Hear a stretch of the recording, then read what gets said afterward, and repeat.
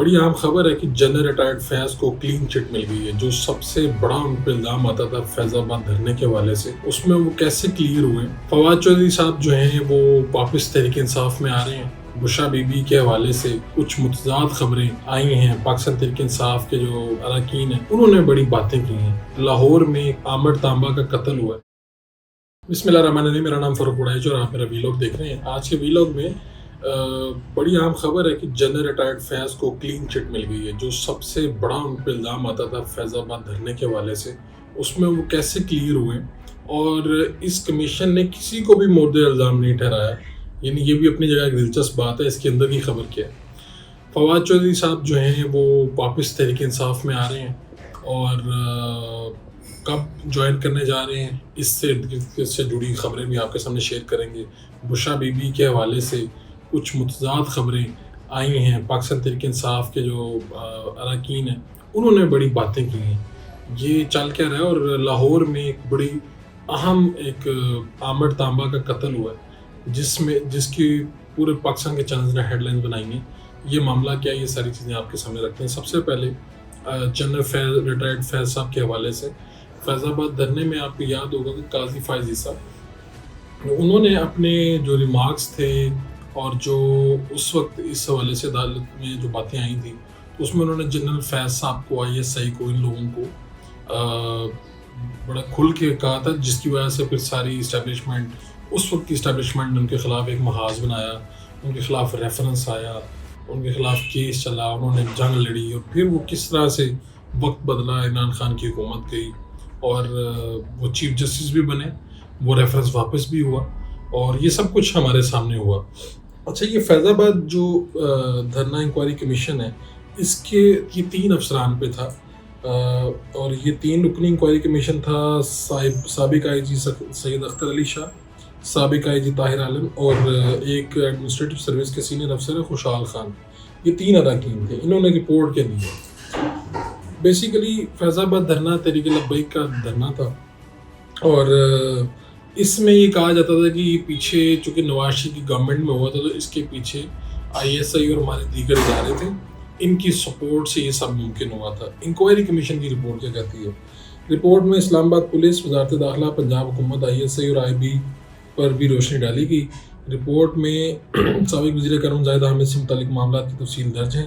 ذرائع کے مطابق رپورٹ میں کہا گیا کہ فیض حمید نے بطور میجر جنرل DGC ISI معاہدے پر دستخط کرنے تھے۔ اس وقت کے DG ISI اور آرمی چیف نے فیض حمید کو معاہدے کی اجازت دی تھی، یعنی اس وقت کے جو 2 بڑے تھے انہوں نے تیسرے بڑے کو اجازت دی تھی۔ جو کچھ ہو رہا تھا، جنرل فیض جو کچھ کر رہے تھے ان 2 بڑوں کی اجازت سے کر رہے تھے۔ فیض آباد دھرنا انکوائری کمیشن کے مطابق فیض حمید کے دستخط پر وزیر اعظم شاہد خاقان عباسی، وزیر داخلہ احسن اقبال نے بھی اتفاق کیا تھا۔ مسلم لیگ نون کے بہت سے جو افراد یہ کہتے ہیں کہ فیض آباد جناب فیض آباد کو نکالے نا فیض آباد دھرنے کا، تو پیچھے آپ کو پتہ چل جائے گا۔ خود نواز شریف صاحب بھی کہتے ہیں، تو شاہد خاقان عباسی صاحب بھی ادھر ہیں، بلکہ احسن اقبال صاحب تو اس وقت کیبنٹ میں موجود ہیں، تو ان سے بھی یہ بات ہونی چاہیے کہ ان کو سب کچھ پتہ تھا کہ کیا ہو رہا ہے، ISI کیا کر رہی ہے، اسٹیبلشمنٹ کیا کر رہی ہے۔ رپورٹ میں کمیشن نے نیشنل ایکشن پلان کے تمام نکات پر عمل درآمد یقینی بنانے پر زور دیا، پولیس کی کمزوریوں کا احاطہ کیا۔ رپورٹ میں کہا گیا کہ پالیسی سازوں کو فیض آباد دھرنے سے سبق سیکھنا ہوگا۔ حکومتی پالیسی میں خامیوں کی وجہ سے فیض آباد دھرنے جیسے واقعات ہوئے۔ رپورٹ میں بتایا گیا کہ پنجاب حکومت نے لاہور میں انہیں روکنے کی بجائے اسلام آباد جانے کی اجازت دی، اور رابطے کے فقدان کی وجہ سے ہلاکتیں ہوئیں، سینکڑوں افراد زخمی ہوئے۔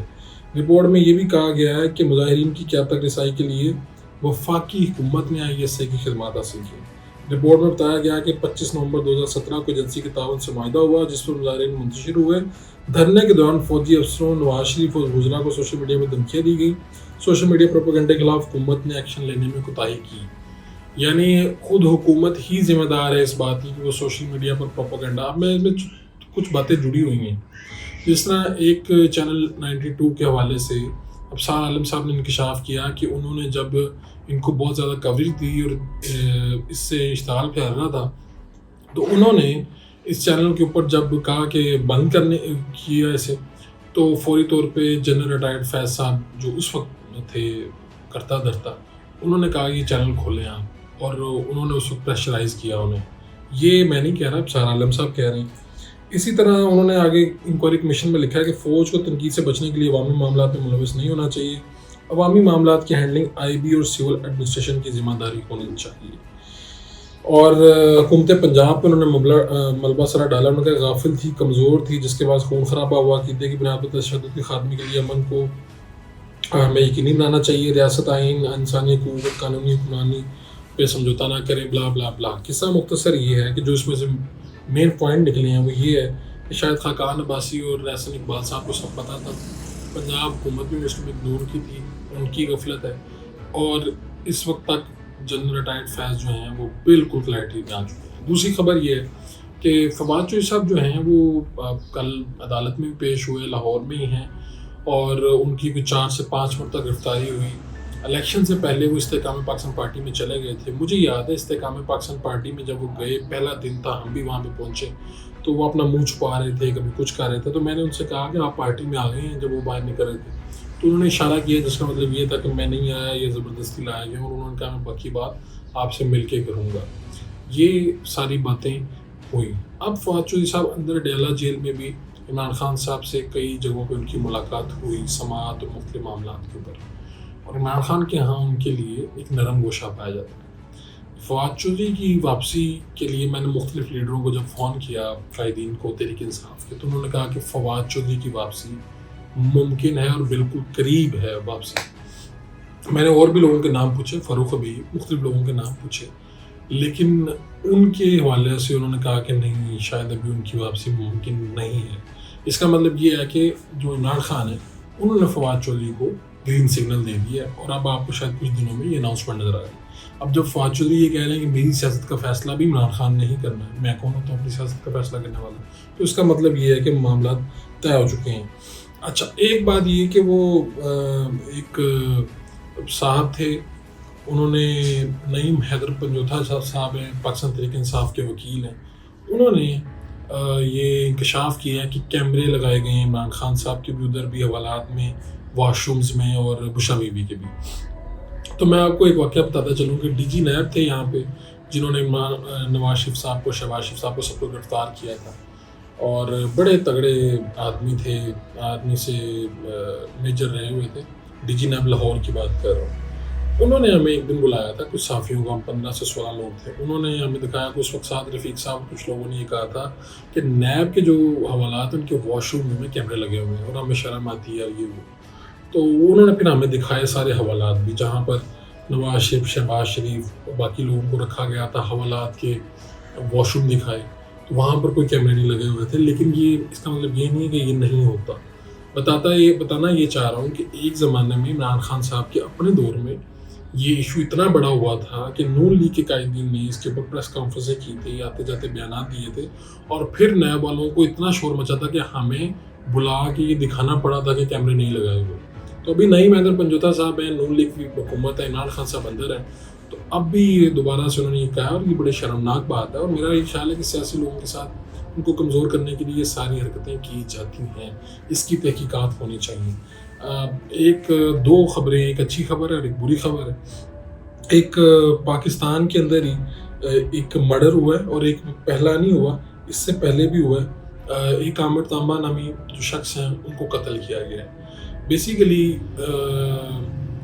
ایک انڈین جاسوس تھے جو یہاں پر بم دھماکوں میں بھی جن کے اوپر الزامات تھے، وہ کوڑ لکھپت جیل میں تھے. ان کو 2 قیدیوں نے ان پہ حملہ کر کے ان کو مار دیا. ان پہ حملہ کیا اور وہ زخموں کی تاب نہ لاتے ہوئے وہ فوت ہو گئے. تو اس میں ایک عامر تانبا تھے. یہ 2018 میں رہا ہو گئے. جج صاحب نے ان کو رہا کر دیا کیونکہ کوئی گواہ نہیں تھے. جیل کے اندر ہی وہ جو انڈین جاسوس ہیں سربجیت سنگھ، ان کو مار دیا جاتا ہے. عامر تانبا اور ان کے ایک ساتھی یہ رہا ہو جاتے ہیں. اب 2024 ہے اور ان کو 2-3 دن پہلے ان کے گھر میں گھس کے فائر کر کے مار دیا جاتا ہے. اس پر جب سوال کیا جاتا ہے تو وزیر داخلہ کہتے ہیں کہ اس میں انڈیا ملوث ہو سکتا ہے. اس سے پہلے جوہر ٹاؤن کے اندر ایک مرڈر ہوا تھا، اور وہ بھی خالصتان تحریک سے جڑے ہوئے تھے. ان کو یہاں پر سیکیورٹی بھی حاصل تھی، لیکن پھر بھی ان کو مار دیا گیا. تو یہ اپنی جگہ پہ کلمی ہے. اگر اس میں انڈیا ملوث ہے تو کیا انڈیا وہاں سے بیٹھ کے آپ کے جوہر ٹاؤن اور آپ کے لاہور کے علاقوں میں پہنچ کے ٹارگٹ کلنگ بڑی آسانی سے کروا رہا ہے؟ تو اس پہ بھی ایک لمحہ فکری ہے. اور آخری خبر، اچھی خبر یہ ہے کہ جو محمد بن سلمان ہیں ان کی پاکستان میں آمد متوقع ہو سکتی ہے، کیونکہ جو وزراء ساتھ آئے ہیں ابھی شہباز شریف صاحب جو وزیر اعظم کے طور پہ وہاں پہ گئے اور اسی معاملات کو لے کے تفصیلی ڈسکس کرنے کے لیے فالو اپ کے طور پہ یہاں پر سعودی کیبنٹ کے اہم وزراء یہاں پر آ گئے ہیں، وزیر خارجہ سمیت باقی بھی 5-6 وزراء شامل ہیں اس میں، اور جس انداز میں، جس پرتپاک انداز میں وہ یہاں پر آئے ہیں، جو ان کا استقبال ہو رہا ہے، تو یہ سرمایہ کاری جو طے شدہ تھی یہ اس سے آگے بڑھنے کے چانسز امکانات ہیں، اور پاکستان جو اس معاملے میں شاید سفارتی تنہائی کا شکار تھا، مجھے تو لگتا ہے کہ وہ شاید کہیں نہ کہیں ختم ہونے جا رہی ہے یا اس میں کمی آ رہی ہے، اور امید یہ، میں نے پھر مختلف لوگوں سے بات کی ہے تو پتہ یہ چلا ہے کہ عین ممکن ہے کہ محمد بن سلمان پاکستان آئیں، کب آئیں گی کوئی طے نہیں ہے، لیکن یہ ہے کہ جو معاملات اب چل رہے ہیں SIFC اور لوگوں میں، خاص طور پہ اس وقت حکومت جو ہے وہ معاشی مسائل کا شکار ہے، تو اگر محمد بن سلمان آتے ہیں تو بہت بڑا بریک تھرو ہوگا، اور خود ابھی سعودیہ اپنی جو انہوں نے آپ سے طے کیے ہیں پیسے، شاید اس سے زائد رقم وہ یہاں پر سرمایہ کاری میں خرچ کرنے جا رہا ہے، اور اس کے بعد بہت سے ممالک دیکھ رہے ہیں، شاید کچھ عرب ممالک اور اس کے بعد دوسرے ممالک، یورپین ممالک بھی اس طرف بڑھیں گے، جو یہ سوچ رہے تھے یار ادھر انویسٹمنٹ کرنی ہے یا نہیں کرنی، تو ایک یہ اچھی خبر ہے، نیک شگون ہے کہ جب یہ لوگ آ رہے ہیں اور یہ خرچ کرنے جا رہے ہیں تو ان کو دیکھ کے بہت سے لوگ اس طرف بڑھیں گے۔ اللہ کرے ایسا ہی ہو۔ اپنے میرے فرق پڑا دیجیے، انشاءاللہ پھر ملاقات ہو۔